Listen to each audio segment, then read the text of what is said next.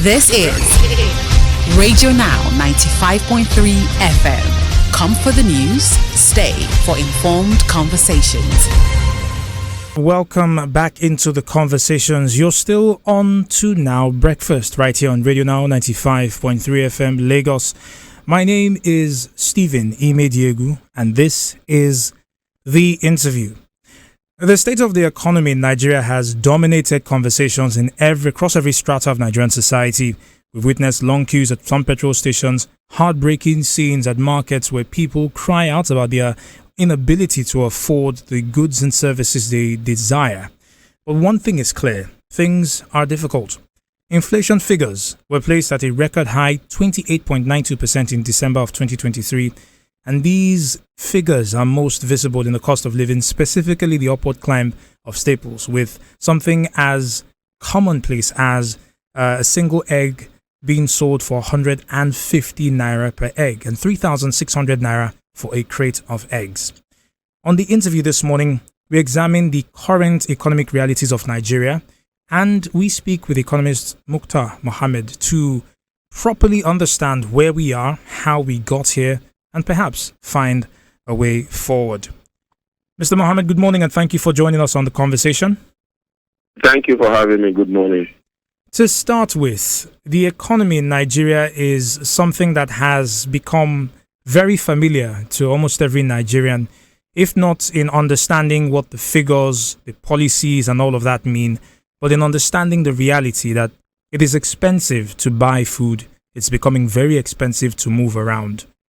Where do we stand right now as far as Nigeria's entire economic picture is concerned? Wow. When you talk about our economic future, it's depending on our policies and our individual grief for pleasure. Talk of policy, I'm talking about what the government is doing and what they ought to do, and if they are really doing it the way they ought to do it.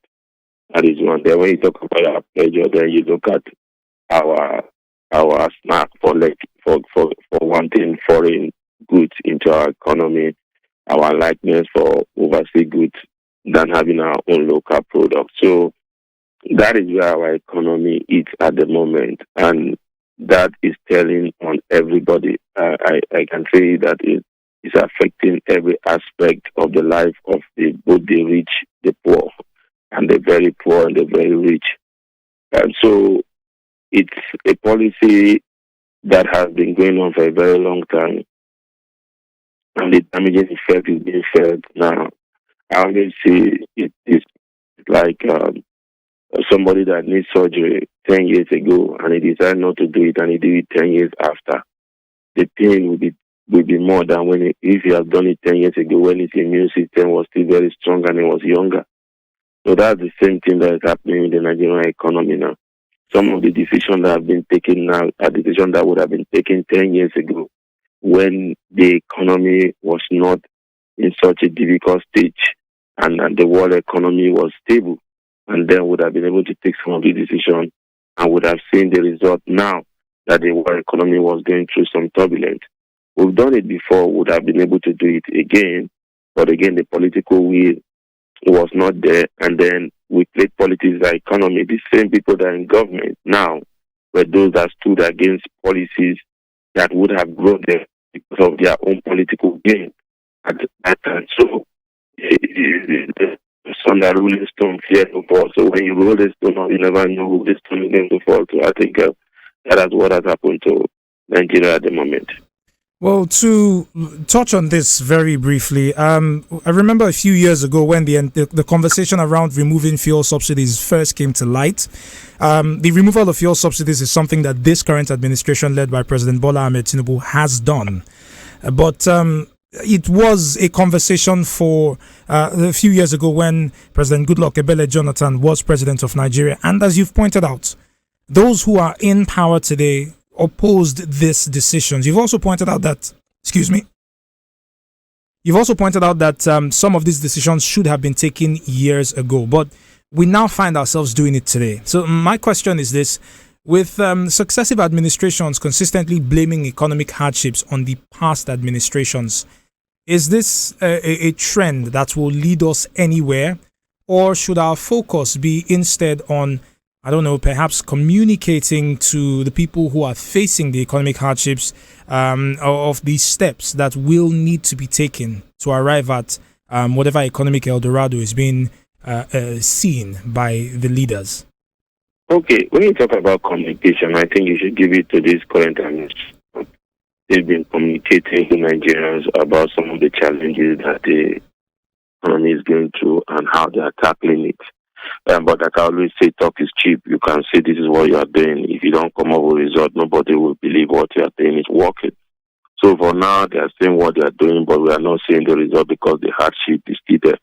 In as much as I believe in some of the policy that they have done, I still believe that implementation of those policy was not with a human face in terms of the way they went about it without looking at some of the logistics how to deal with this.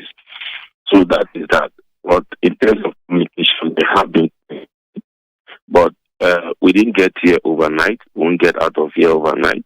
Like I say, it's been a time that we've been going, and like you rightly pointed, that subsequent administration has blamed the other administration, especially when it's from a different political party. Why we are not seeing the blame game now is because it was from an APC government to an APC government. And I can tell you that the worst administration we have economically was the last 8 years of President Muhammadu Buhari. Orthodox economic policy that made the economic lead in terms of borrowing. That was the administration that borrowed about 77% of Nigerian debt at this time now. So all those challenges are there for us to deal with. And so it's not they're communicating, but it's going beyond communication. You have to make sure that people see the impact of your talk. If you say the economy, and if you say we are doing the right thing, and the minister says that for the first time, the economy is heading in the right direction. For me, the only right direction that is heading to is that the 3 tiers of government are getting more funds, but the people are suffering more because the 3 tiers of government are not even using those funds to develop the economy. They are not looking at social investment.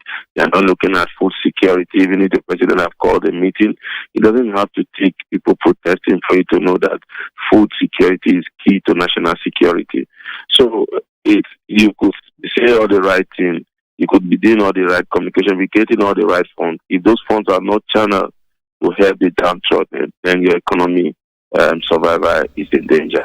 You talk about this administration communicating, what's going on and what it's doing, but I'm finding it hard to agree with you on that point, because we have seen statements around the administration admitting that it has taken tough economic decisions, but they will pay off in the long run.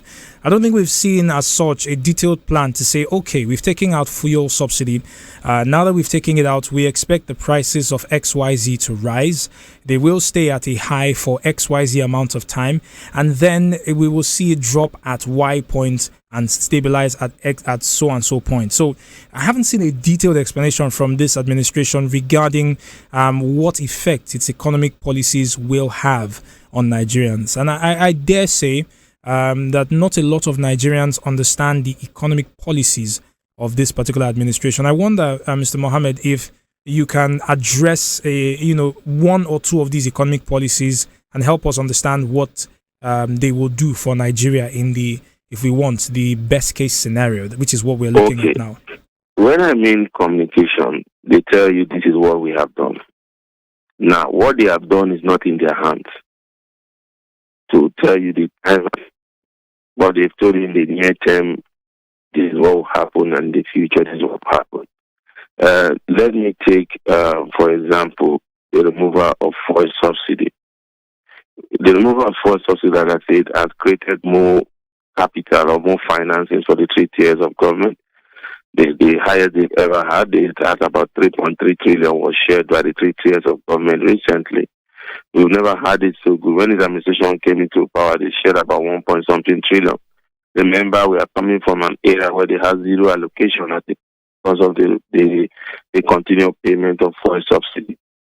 That is one. And two, when you talk about the floating of the naira, floating will help drive investors into the Nigerian market in the long run, but in the short term, we are not seeing that because of volatility. When you talk about, you have to tell us when we do this will happen, this will happen, this will happen. No, it doesn't work like that because some of the policy that you are driving are towards market forces determining it. The market forces are the key driver of capitalism, and then we'll talk about demand and supply. So it has, you can come up with a policy. The market forces are the ones who drive it, demand and supply are the ones to bring it down. I'll give an example in the area of subsidy removal. We finally begin to see that we are going to see a lot of private refinery coming up. We've been saying it before, but now I think it might work. You've seen already Dangote refineries on stream, even if we have not started getting the product into the market. Hopefully we should do that before the end of the first quarter. You see Bua also building a refinery in Akwa Ibom State close to the source of crude oil. So what is that the price of crude oil in Akwa Ibom will be cheaper than the price of crude oil in Lagos because of distance transfer. The price of crude oil in Lagos, product in Akwa Ibom will be cheaper than in Lagos, and the price of refined petroleum product in Lagos will be cheaper than Ibadan because Dangote refinery is located in Lagos. So we'll see that you see direct and indirect job comes into play. So those are part of the policy decisions that have been created that will create jobs. But in the short term, you could see those policies not having human faces because of the hardship that this will come up with. And again, when you look at this administration, you've seen that they've come up with policies openly, but behind the scene, you tend to want to disagree with some of the things they are saying. So that is where I have the challenge, and that's what I call sincerity of purpose should come to play. If you are paying subsidy on refined petroleum because the price of crude has gone up, let us know. Or is it that you had some reserve that those are what they using till date? So those are part of the challenges. So if you want to create that investors to come into your market, then you have to be open and transparent. So, but again, you have to manage the challenge, especially when you have high inflationary pressure. I think that's their greatest worry. But to say the policies are not going to, they are going to create jobs, one. Those policies are going to open up our economy for new products. Those policies to drive down the cost of goods and services. Yesterday, the CBN governor was saying that it will come to 21%. World Bank have said that we'll do 23%. And if you look at from a height of almost 31% to 24% or 21%, it's huge. And so, but that will not happen immediate. We are beginning to see liquidity go into the foreign exchange market. The highest in 22 months, about $800 million. But again, you didn't see the price drastically come down because there's a lot of backlog. And as they continue to inject liquidity into the market to pay off backlog, then pay off some of these, then you see the exchange rate begin to go down, and then it will stabilize. At the time stability comes, then you attract foreign investors into your market. They come in with their efforts. That will create long-lasting stability. And again, once you are able to drive an homegrown sector of your economy that is largely driven. Now, what is that homegrown sector of your economy that is largely driven? All economic activities in Nigeria it's surrounded around fuel movement. So if you down the cost of refined petroleum products because you are producing it at home now, then you don't have to think of using your FX to import refined petroleum products. That will boost your reserve, and that also increase liquidity. I apologize for interrupting you there, and that's I'm doing this because you've touched on petroleum for about the second time in your answer. You mentioned that this administration promised us refineries. We've seen one of them come up, the Dangote refinery in Lagos. They also talked about the Port Harcourt refinery coming online or being functional in December of 2023. We saw news to that effect. But there have been a few, if you like, hiccups in all of this. One of which is the fact that the Dangote refinery is openly importing crude from the US. Now, in doing that, we're going to be spending foreign exchange, which has been in short supply, as we've seen in recent times. We've also seen that it will take a while before the Dangote refinery can come out to say, look, we've got refined crude products for sale, and here it is, Nigeria.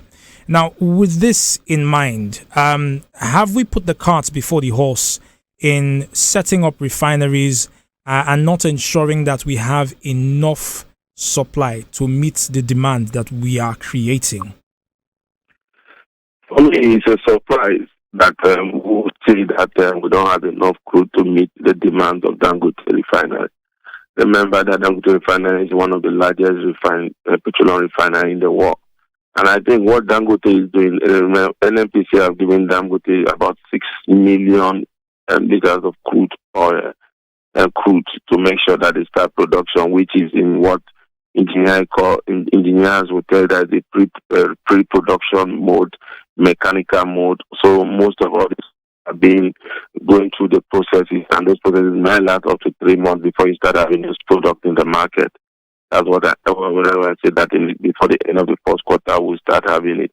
Now, Dangote is importing crude outside the shore of this country, bringing this crude into the country. I think it gets towards not having short supply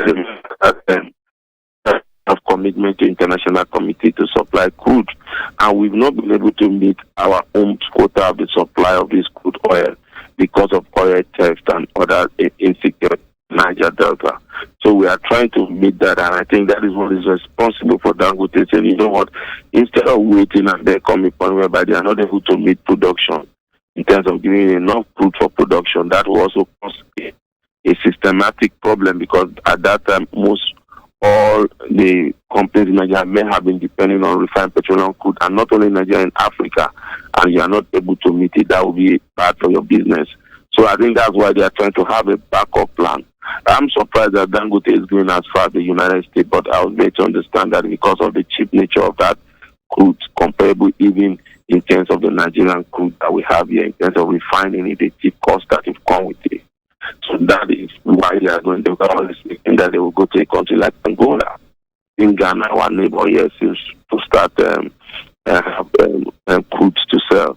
So, but that for me, bringing it there, and remember that Dangote that is bringing it now is no more the government that is bringing it. So Dangote will have to source for its FX to bring it.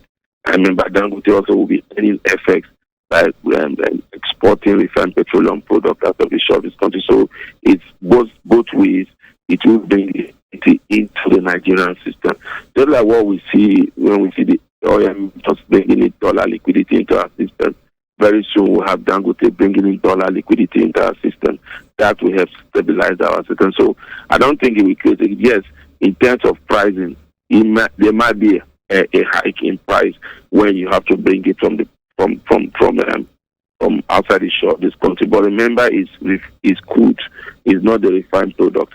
Because the challenge we have in Nigeria is that with crude, you just sell up all the crude and you just have one of money. But with refined petroleum product, by the time you bring in the crude, they will give you various products, gasoline, aviation, diesel, and PMS.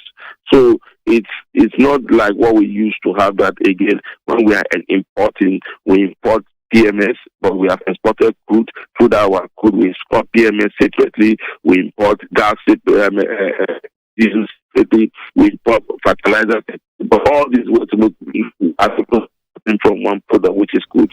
So what you see is that we get crude, Dangote brings it in, and by the time you refine all these products and Lagos, Nigeria, we apologize for the break in our communication, our connection with Mr. Mukhtar Mohammed.